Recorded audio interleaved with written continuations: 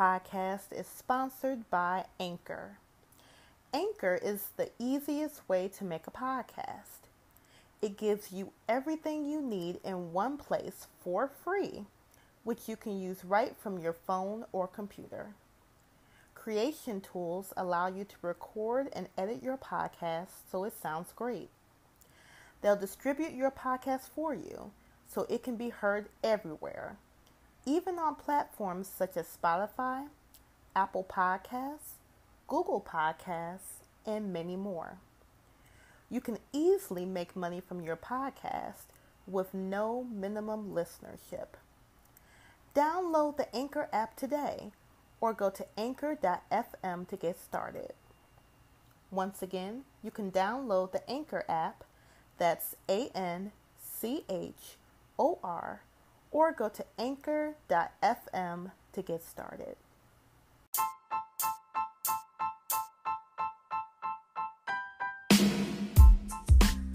Hey y'all, my name is Christian, I'm a millennial, and this is the Millennial Mind. Millennials get a bad rap for being lazy, non-productive members of society. We also get told that our opinions are warped and don't matter. This podcast is designed to express a point of view on the world as a whole, but from a millennial's perspective. I will talk about love, current events, pretty much everything that comes to mind. Come join me on this journey on speaking my mind, and I would love for you to speak your mind as well.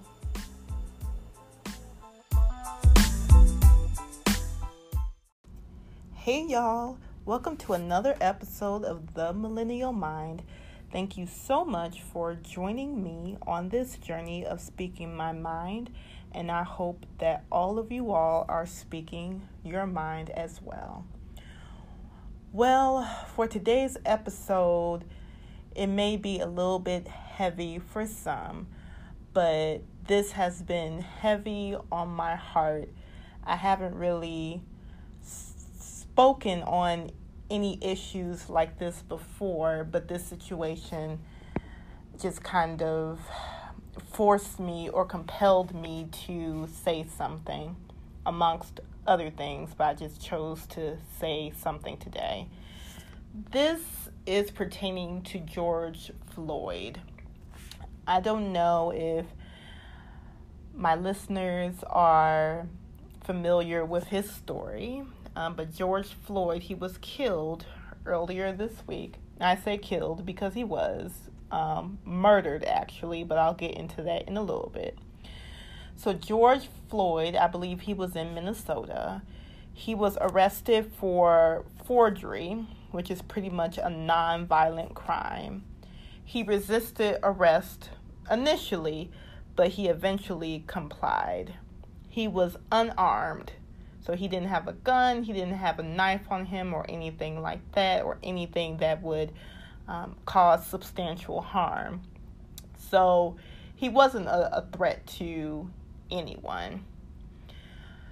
One of the police officers pinned him down on the ground and put handcuffs on him. After he pinned him to the ground, he proceeded to put his kneecap into Mr. Floyd's neck for about 7 minutes, maybe more, but as far as we know, it was for around 7 minutes. While the police officer had his kneecap in Mr. Floyd's neck, Mr. Floyd proceeded to yell and moan because he was in pain. He kept saying, "I can't breathe, I can't breathe, I can't breathe." And the place that the police officer had his kneecap in his neck, that was cutting off Mr. Floyd's airflow. So, of course, he couldn't breathe. And when I say he, Mr. Floyd said that he was in pain. He said his neck hurt, everything in his body hurt. He eventually passed out and died. But before he passed out, he started screaming for his mother. Mind you, his mother passed away about a year ago, so his mother was already gone. but he's screaming for his mother. After he screamed out for his mother, he passed out for the remainder, and that's when he passed. At the time that Mr. Floyd passed out, the police officer proceeded to keep his kneecap in Mr. Floyd's neck. When the paramedics came, when they eventually came to get Mr. Floyd, who was passed out, they picked him up and threw him on the stretcher like he was nothing, like he was trash. And I don't know if any of you all saw the video pertaining to this, but I saw the video. It was about a 10-minute video. It was disturbing. It was beyond disturbing. It was frustrating. It was exhausting to watch. It was sad because you think that the family of Mr. Floyd, the last thing that they see of their loved one is a police officer having their kneecap in his neck and cutting off his airflow and essentially murdering him on live from whoever took the footage of what was going on.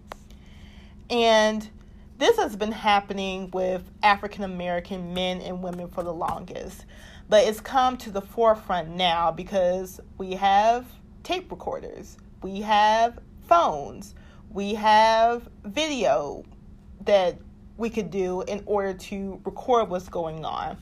And honestly, a lot of people didn't believe Black people when they would express the situations that they were having with police brutality. A lot of people thought that Black people were overreacting. They thought that we were making things up. But now, since it's on the forefront, now there are people who are rethinking what they're saying, and rightfully so. Now, if you haven't seen the video, if you can muster up the courage to watch it, I will watch it to see what actually happened, because it's very disturbing. But if you can't watch the video, I understand, because it's painful to watch and it can make you angry. But through all this, I believe there are some learning lessons that we can take away from this whole situation. What are those, you may ask? One, white privilege is real. That's number one. White privilege is real. And you may ask, what is white privilege, Christian? People keep saying, you have white privilege. What is that? White privilege is basically where you are afforded the right to do something or the right to have something that another person, ethnicity, race, whatever, or of the same caliber does not have. Like, for example, here's a prime example. So let's say that white person, and let's say for hypothetical sake, his name is John Smith. Let's say he applies for a tax accountant job.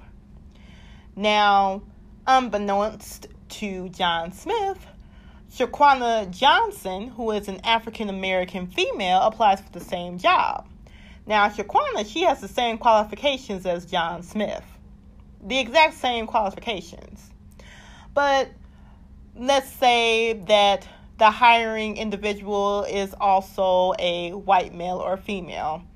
And they see John Smith, and then they see Shaquana Johnson's resume come across their desk. Who do you think that they're going to hire for the job? Now, when somebody sees the name Shaquana, they automatically think ghetto, aggressive, probably has a lot of kids, on welfare, no education, no experience, even though the resume may say different. John Smith, on the other hand, what does that say? What kind of thing does that exude? Clean shaven, probably a white male, educated, got his stuff together, probably a family man. But it could be the exact opposite. Shaquana may be the family person. She may be the one that has more experience. But because of a name or a race or ethnicity, we get treated differently. Here's another example. Police. Interactions with police. So, white person, male or female, may get pulled over by the police wrongfully. And said white person may say, "Oh, why did you pull me over, officer? I know my rights. No, you cannot search my car.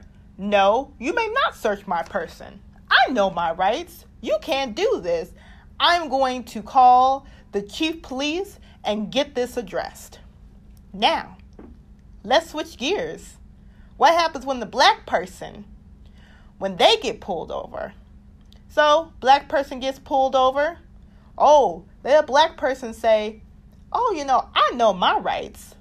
No, you can't search my car. No, you can't search my person." First of all, the black person may not make it out alive to tell the story. That's first.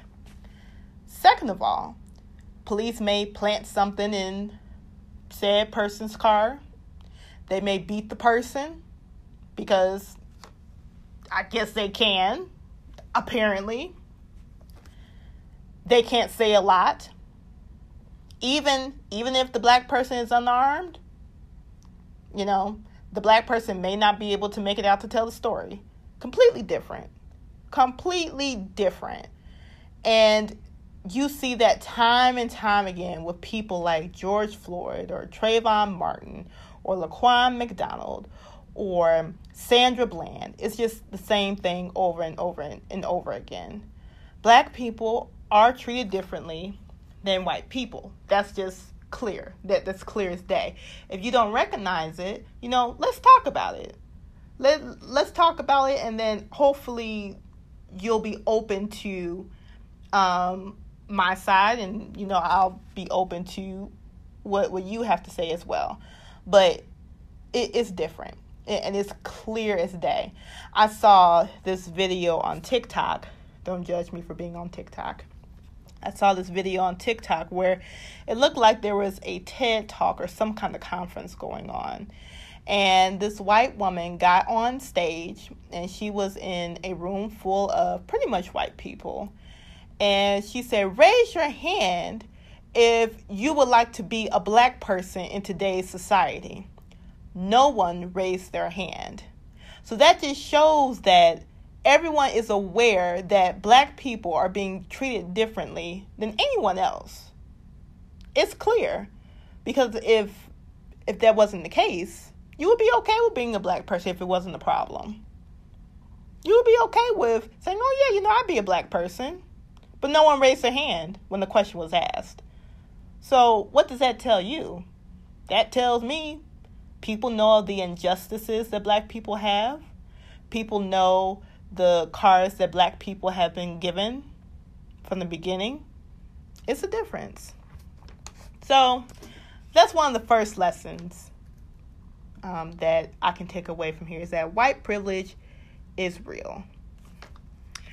Another lesson that I learned from this whole situation is that black people are too comfortable being mistreated. Never in my life have I seen so many instances, at least recorded instances, of black people being mistreated. And you know what? It's the same cycle. Black person gets mistreated or they get killed. They're the victim. Black people protest. The police officers or whoever did the wrong, they get fired or they get arrested. They go to trial. Judge rules guilty. Black people are like, "Yay, finally." Then we go to sentencing. Sentencing turns out to be subpar. The perpetrator usually gets less than 10 years for a murder. First degree, for that matter. Less than 10 years. Person goes to jail. Maybe they get out on good behavior. And then the cycle continues. And then, but before the cycle goes over again, black people forget about said discretion or said event. And just the cycle continues. It goes over and over and over again. And the only thing that black people that we have done so far is protest. We protested. But, and sometimes violently. I'll say that. Like, I've seen in Chicago, there were people who burned down an AutoZone and the Wendy's. So now you're going to burn down an AutoZone that had nothing to do with it, and the Wendy's that had nothing to do with it. Now you can't get your tires and parts for your car, and then you can't, get no fast food. It's like, it's stupid. But anyway, ain't no way there's going to be a black person that's going to go up to a cop and punch the cop in the face and say, hey, you shouldn't have your kneecap in somebody's neck preventing them from breathing. Don't do that. Ain't no black person going to go up and shoot a cop and say, hey, you shouldn't have a kneecap in somebody's neck preventing them from breathing. We're not going to do that. Only thing we're going to do is give a whole lot of mouth. But I say, if there are white people who don't want to be around black people, I'm fine with that. Just let it be known. Let it be known that you don't want to be around us. That's fine. But if people like that move into our neighborhood, then we need to do the same questioning that they do us when we go into their neighborhood. What you doing here? Why are you here? Where are you from? What are your qualifications? Because I for sure have gotten those questions asked many of times, and especially by cops. I remember there was a time where I got pulled over for using my phone while driving. Don't judge me. And so the car that I was driving, it was mine, but title was in my dad's name. Yes. The cop pulled me over, and I was in a predominantly white area. And I was on the expressway. So on the left side of me was cars. On the right side of me was a heavily forest area. So the officer took my driver's license and registration, and he was like, what you doing over here? Because he saw that my license said Harvey, Illinois, which was a predominantly black area. Now, of course, I could have been smart, but instead I said, I was visiting my parents because my parents lived in the area. But just that question, like, what you doing out here, means like, okay, you black, this is a white area, you shouldn't be over here. If it didn't matter, that wouldn't have been a question. But anyway, I let it go. I let it go. But I shouldn't have been comfortable in being mistreated like that. And the question becomes, what can we do in order to combat that mistreatment? Well, some people may say fighting back. I'm not condoning violence at all, but some people may say that. What I say is that we start to love ourselves, love our own community, love our people, build up our community, don't tear it down, create our own economy where we're not dependent on anyone to supply any of our needs, and go from there. Now, I know some people may say that we tried that. We tried that with Black Wall Street, and then white people came in and tore it down. That don't mean you let it stay down. Build it back up. They tear it down, build it back up again. They tear it down, build it back up again. You keep trying. You don't give up because there is an obstacle in the road. You keep going. That's what you do. But black people, we should never be comfortable in being mistreated. We need to fight for our rights. Now, granted, I know when America was created, the rights for black people was not part of the story. I get it. But things are changed now. Things have changed. If we're living in this country, we have a right to be here. We need to fight for the rights that we do have. Now, I know the argument has been is that, if you're upset with it, go back to Africa. Newsflash, all black people aren't from Africa. And you know what? Just to give a little bit of history, my mom is a quarter white. 1/4. She's still considered black though, but she is 1/4 white. And it's not what I call regular white. It's not like British or Irish or anything like that. This lady is Romanian. Like Eastern Europe. So really, I could have been going to all these different white parades. I just didn't know it. But my mom is 1/4 white. So her going back to Africa, all of her ancestors aren't from Africa. Some of her ancestors are from Romania. Pretty much the same country that some of the white people who said that are from. So how does that work? How does that work? And then also for the people who say that, everybody came from somewhere. We all didn't just pop up here. We came from some country out east. Europe, Africa, whatever. That's where we came from. The only people who were here beforehand was the Indians. So if anyone has the right to say, go back to where you came from, is Native Americans. I shouldn't say Indians, Native Americans. But off my high horse. Another lesson that I learned. We can't convince these people that your life is valuable, that you matter, because they don't believe that.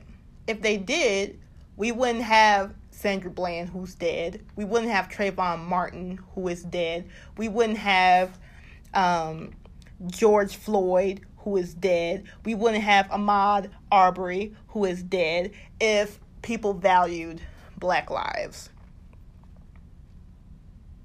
We wouldn't have that. And you know what? I'm tired of convincing people that my life is valuable. At this point, as long as I believe it and God believes it, that's all that matters at this point. Now, to give you a little bit of history on my story, I had a great-grandmother. Well, not great-grandmother. It was probably 3 greats. So great, maybe 4 greats. Great-great-great-great-grandmother. Her name was Dicey. She was a slave. She was a real dark-skinned woman. Had a feisty attitude. But the slave masters, they loved her. They loved that dark-skinned woman because she was feisty, and they could use her for sex, whatever they wanted to do. So her slave master, who his name was Walter Miller, raped her. He raped her several times, and of course she had children from him. Now, my grandmother, she couldn't say, oh no, slave master, I can't have sex with you today. I'm not in the mood. And then you kind of, you're not really my type, so this ain't happening today. She couldn't say that because they'd kill her or they would beat her. She had to do what the slave master told her to do in order to maintain the breath that she had in her body. But they treated her like trash because that's what they thought of her. They thought of her as trash. She was only 3/5 of a human being. She wasn't much, according to them. So, of course, if they didn't value her life, they're going to treat her as if they don't value her life. So they're going to use her for whatever they want and then throw her away at the end, which is eventually what they did. So a lot of black people, when these situations happen with people like George Floyd or Sandra Bland or Trayvon Martin, we try to convince people that Black Lives Matter. Yes, we know that Black Lives Matter, but it doesn't make sense to try to convince someone that Black Lives Matter when they don't believe it themselves or they don't want to believe it themselves. So I'm tired of convincing. It's a waste of energy. It's a waste of time.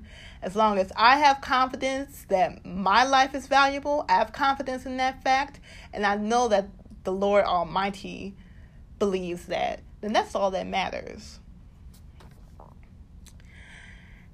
Another lesson that I learned is that your interaction with the police officer, no matter the crime, could result in you being in a body bag.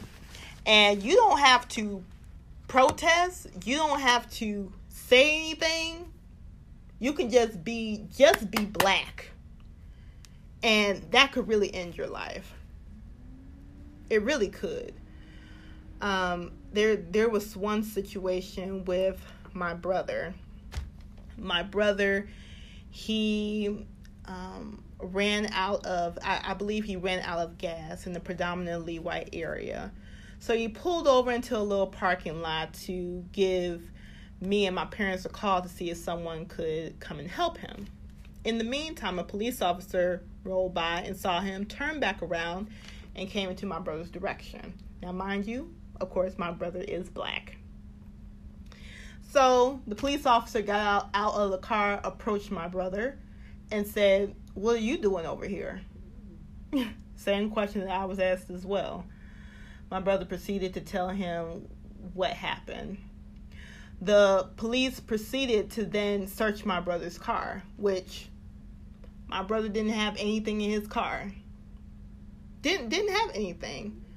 But my brother, he could absolutely said, "No, you can't search my car. I know my rights. Do you have probable cause to search my car?" But no, my brother let the police officer search his car because he knew that was the right thing to do in order to prevent himself from ending up in a body bag. And of course, the whole time, the police officer had his hand on his gun, ready to shoot at any point. Now, mind you, my brother was a veteran, or is a veteran. He was a Marine. He served his time, served his country. And he told the police that. The police didn't care. They were like, "Yeah, we still need to search your car." Of course, they didn't find nothing, but just that. Even if you're black and you have all your credentials together, it's still not enough. But just think if my brother would have said, "No, you can't search my car." He probably would not have been alive to tell the story. All of these black individuals who have come in contact with the police who have ended up in body bags for nothing is disheartening. It's sad. It's sickening to know that the lives of black people just does not matter in our society. But yeah, at this point, you can be unarmed. You could be doing absolutely nothing. You could say nothing, and you could still end up in the body bag during your interaction with a police officer. It's sad, and it's pretty much the truth. It is the truth of today's society. And with that being said, the last lesson that I learned from this whole situation is being black is illegal in America. It's illegal. Because anytime you get so much fuss pertaining to black people, anytime you have people just dropping caps or kneecaps in black people because of the way that they are or the way that they came into this world or because of their race or ethnicity, it's sad. It is sad. When I tell you that George Floyd, this situation brought me to tears, it brought me to tears. Because it's horrible to see people eat. And I know this isn't anyone that I knew personally. But just the fact that George Floyd was human. Let's take away the fact that he was black. Let's take away the fact that he was a black man. First of all, he was human. This is a human being.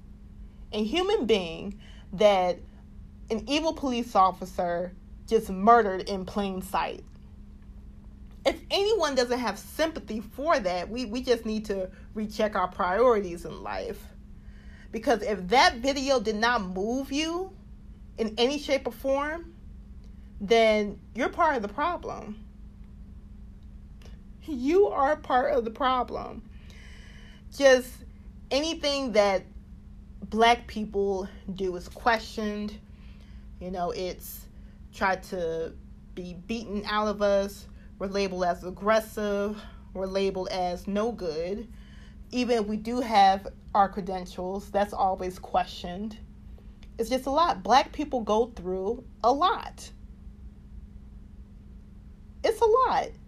So that's the conclusion I've come to. Living as an African American woman right now, even though I'm a lawyer and I got my credentials and I went to school, I got the best grades that I could, that's still illegal to certain people. Because guess what? I'm going to have to work 5 times as hard to even get half of what these white attorneys who are equal in my caliber, in order to get half or maybe even a fourth of what they have.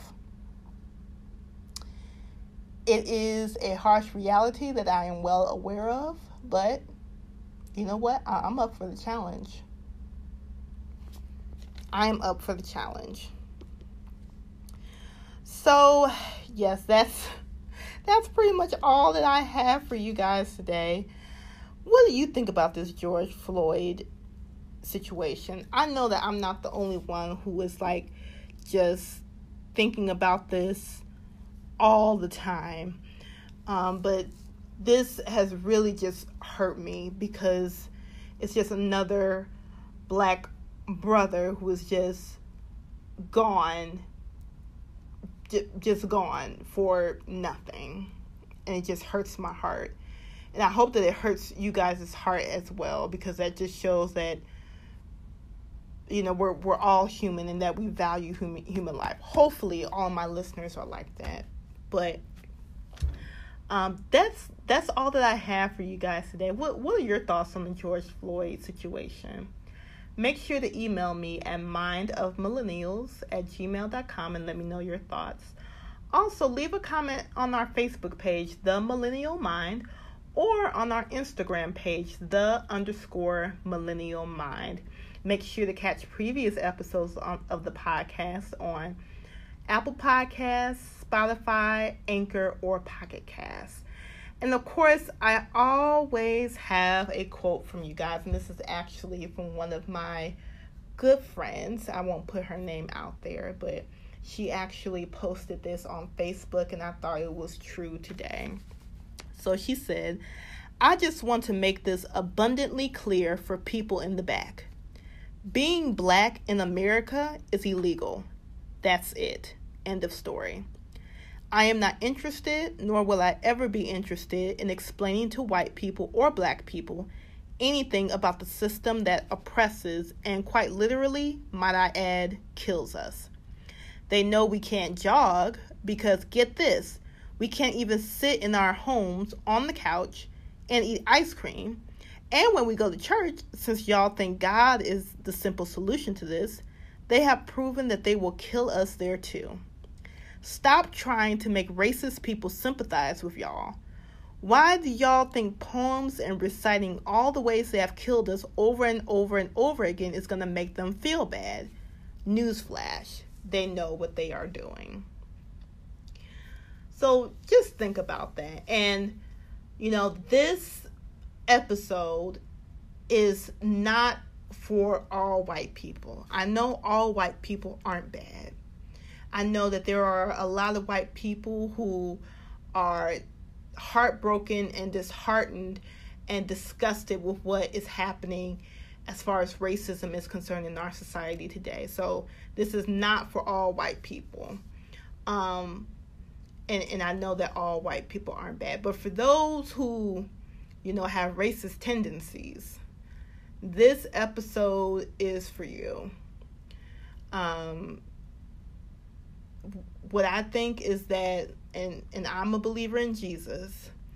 If you're a believer in Jesus and you think that your racist tendencies are justified, just wait until you find out that Jesus was actually black. And on that one, I am going to drop the mic. Until next week, I will see you guys soon.